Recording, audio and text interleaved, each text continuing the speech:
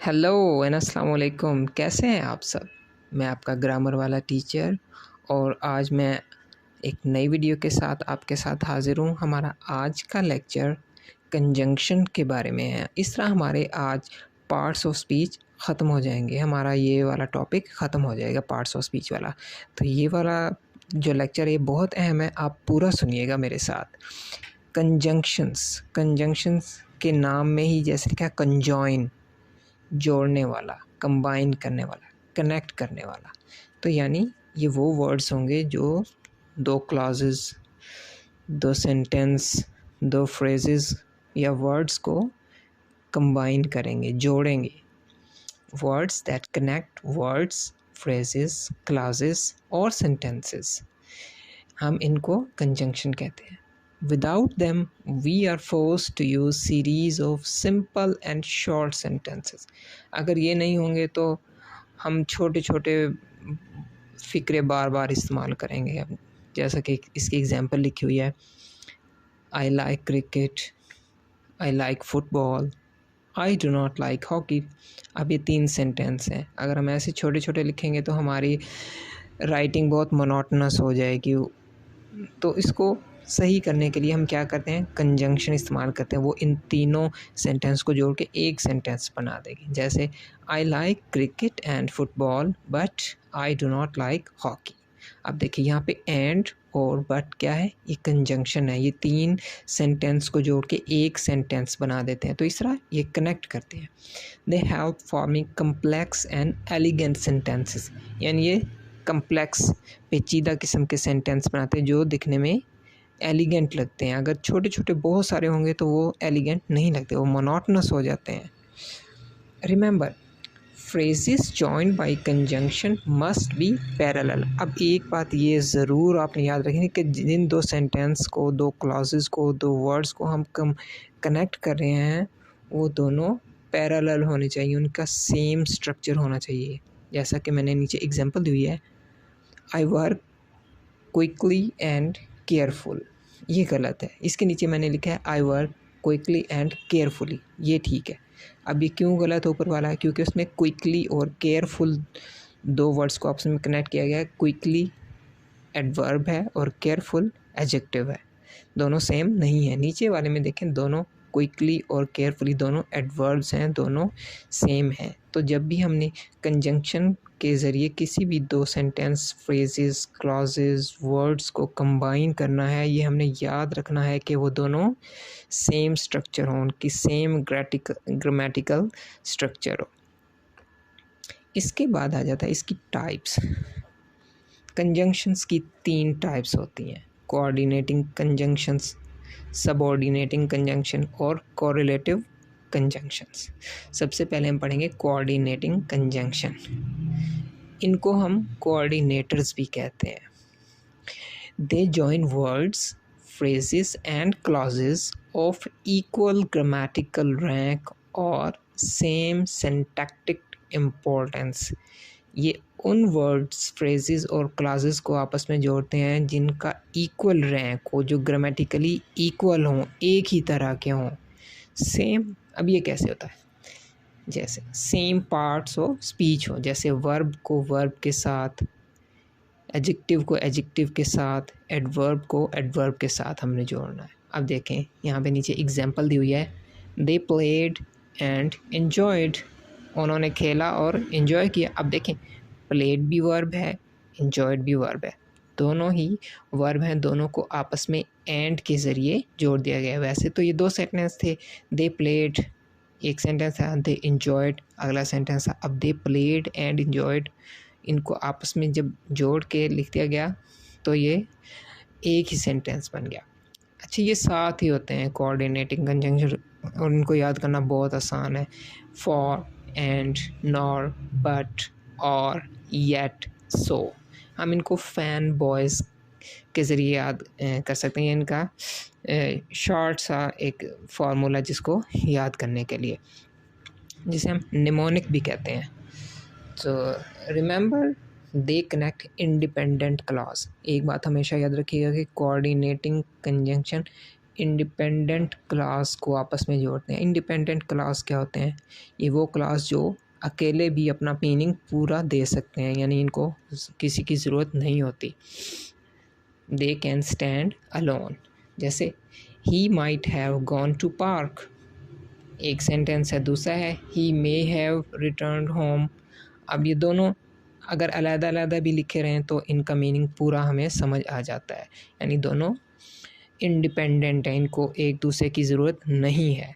जब हम इनको जोड़ते हैं तो हम इनको कोऑर्डिनेटिंग कंजंक्शंस के साथ जोड़ते हैं, जिन्हें हम फैन बॉयज़ का नाम भी दिया था। He might have gone to park और he may have return home. ठीक है, अब हमने और के ज़रिए इसको जोड़ा है और ये अब एक सेंटेंस बन गया है, तो ये कोऑर्डिनेटिंग कंजंक्शन है। और ठीक है, इसके बाद आता है कि this book is black and white. अब देखें, ब्लैक भी एडजेक्टिव है, वाइट भी एडजेक्टिव है, तो दोनों वर्ड्स को एंड के ज़रिए, कोऑर्डिनेटिंग कंजंक्शन एंड के ज़रिए जोड़ दिया गया है, यानी सेम ग्रामेटिकल स्ट्रक्चर है इसकी। This book is green and it has 40 chapters. अब दोनों इंडिपेंडेंट क्लास है। दिस बुक इज़ ग्रीन पूरा फिक्र है, पूरा सेंटेंस है, इसका मीनिंग हमें समझ आ जाता है। इट हैज़ 40 चैप्टर्स, ये भी पूरा एक सेंटेंस है। इनको जोड़ने के लिए हमने एंड का इस्तेमाल किया, ये कोऑर्डिनेटिंग कंजंक्शन है। रूल्स, अब इनको जोड़ने के लिए कुछ रूल्स भी हैं। They are use to connect thoughts, actions, ideas as well as nouns, classes and other parts of speech. जैसे Michael went to the shop and bought apples. अब ये दो सेंटेंस को आपस में जोड़ दिया गया। Michael went to the shop, Michael bought apples. अब हमने इसको एक ही सेंटेंस बना दिया, Michael went to the shop and bought apples. अब ये एक ही सेंटेंस बन गया है कोऑर्डिनेटिंग कंजंक्शन एंड के जरिए। They are use to make list. जैसे Mary bought apples, charts and books. जब हम बहुत सारी चीज़ों का, बहुत सारे नाउन्स का जिक्र कर रहे हो तो हम उनका कॉमा के ज़रिए एक लिस्ट बनाते रहते हैं और आखिर में एंड लगा के या और लगा के हम इसको एक सेंटेंस बना सकते हैं। तो while using coordinators make sure all parts agree. ठीक है, जैसे पहले बताया कि सेम ग्रामेटिकल स्ट्रक्चर होनी चाहिए। I work quickly and yet careful.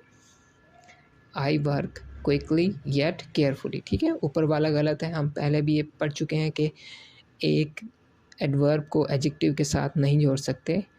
Adverb को एडवर्ब के साथ जोड़ेंगे, एडजेक्टिव को एडजेक्टिव के साथ जोड़ेंगे।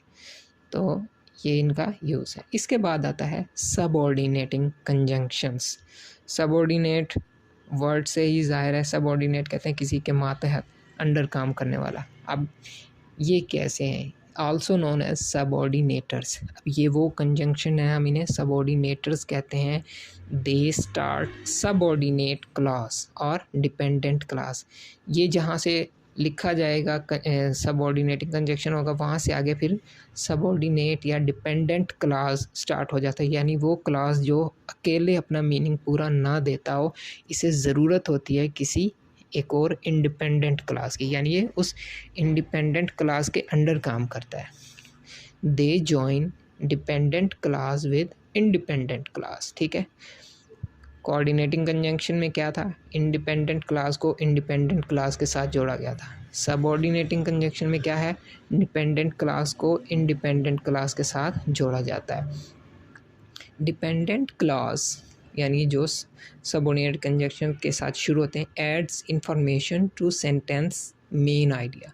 सेंटेंस का जो मेन आइडिया जो कि इंडिपेंडेंट क्लास में बताया गया, ये उसको मज़ीद डिफ़ाइन करते हैं, उसके बारे में इंफॉर्मेशन देते हैं। Dependent class doesn't express complete idea, ये पूरा आइडिया नहीं देते। ठीक है, ये बल्कि जो इंडिपेंडेंट क्लास का आइडिया होता है उसको, उसके बारे में हमें मज़ीद इंफॉर्मेशन देते हैं। Dependent class can not stand alone, ये अकेले नहीं काम कर सकता, इसका मीनिंग हमें समझ नहीं आएगा। It depends upon an independent class. अब इसके हम एग्जाम्पल लेते हैं। I admire him although he is my enemy. अब ये जैसे ऑल्दो सबऑर्डिनेटिंग कंजंक्शन है, although he is my enemy, ये डिपेंडेंट क्लास है, ये अकेला पूरा मीनिंग नहीं देता। Although he is my enemy, अगरचे वो मेरा दुश्मन है, तो कोई ना कोई चीज़ मिसिंग है। उस मिसिंग क्या है? आई एडमायर हिम, कि मैं उसकी तारीफ़ करता हूँ हालांकि अगरचे वो मेरा दुश्मन है। तो इंडिपेंडेंट क्लास को डिपेंडेंट क्लास के साथ जोड़ा गया है। इनकी एग्जांपल क्या है? Although, as soon as, even if, as well as, once, so that, before, since, then, etcetera. ठीक है। Subordinators show cause and effect relationship और a shift in time and place between two ideas. Subordinator क्या कहते हैं? ये कोई cause and effect का relationship भी बताते हैं कि ये वजह हुई तो इसका ये नतीजा निकला। ये हमें शिफ्ट इन टाइम और प्लेस के बारे में भी बताते हैं दो आइडियाज़ के। वो कैसे होते हैं हम आगे देखते हैं। Function, subordinators illustrate importance of independent clause. ये इंडिपेंडेंट क्लास की अहमियत को बताते हैं। अगर इंडिपेंडेंट क्लास नहीं होगा तो सबऑर्डिनेट क्लास का कोई मीनिंग समझ नहीं आएगा। They provide transition between two ideas in the same sentence. ये एक ही सेंटेंस में जो दो डिफरेंट आइडियाज़ होंगे उनके दरमियान ट्रांजिशन बता रहे होते हैं कि वो कैसे वहाँ से वहाँ तक मीनिंग पहुँचा। Which can be either time and place और कॉज एंड इफ़ेक्ट। टाइम का कैसे है? टाइम के जो सबऑर्डिनेटर्स होते हैं वो as long as, while, before, once, still, ये होते हैं। इसकी एग्जांपल है I will help you as long as you obey me. जब तक तुम मेरी बात मानोगे मैं तुम्हारी हेल्प करूँगा। प्लेस के होते हैं where, wherever. She takes her cat wherever she goes. वो जहाँ भी जाती है अपने कैट को साथ लेके जाती है। अब वेयर एवर शी गोज़ ये इंडिपेंडेंट क्लॉज है। काज एंड इफ़ेक्ट के लिए कौन से इस्तेमाल होते हैं? So, because, since. इसकी एग्जांपल है she doesn't talk to me because I scolded her. वो मुझसे बात नहीं करती क्योंकि मैंने उसे डांटा था। अब क्योंकि मैंने उसे डांटा था ये एक सेंटेंस है, ये अकेला मीनिंग अपना पूरा नहीं देता, ये डिपेंडेंट क्लॉज है। ये में काज एंड इफ़ेक्ट बताता है। काज वजह क्या थी, उसका नतीजा क्या निकला। वजह ये थी कि मैंने उसे डांटा था, नतीजा क्या निकला, वो मुझसे बात नहीं करती। The cat was shivering so I wrapped it with blanket. तो सो ये भी काज एंड इफ़ेक्ट के लिए सबऑर्डिनेटर होता है। सम मोर एग्जाम्पल ऑफ सबऑर्डिनेटर्स है जैसे if you want to change the world start with yourself. अब देखें if you want to change the world ये डिपेंडेंट क्लॉज है। I refuse to comment because I didn't have facts. तो ये भी सबऑर्डिनेटर्स की एग्जांपल्स हैं। एक चीज़ याद रखिएगा, अगर डिपेंडेंट क्लॉज स्टार्ट में आ रहा हो जैसे if you want to change the world, तो इसके बाद हम कॉमा लगाएंगे फिर इंडिपेंडेंट क्लॉज लिखेंगे। और अगर इंडिपेंडेंट क्लॉज पहले आ रहा होगा तो हम कॉमा का इस्तेमाल नहीं करेंगे, तो फिर हम सिंपली एज ए लिखते हैं जैसे I refuse to comment because I didn't have facts. इसके बाद आता है कोरिलेटिव कंजंक्शन। ये बहुत ईजी है। They always come in pairs. ये हमेशा जोड़े की शक्ल में आएंगे, पेयर्स की शक्ल में आते हैं। Use to connect grammatically equal elements. ये भी ग्रामेटिकल इक्वल एलिमेंट्स को आपस में जोड़ने के लिए इस्तेमाल होते हैं।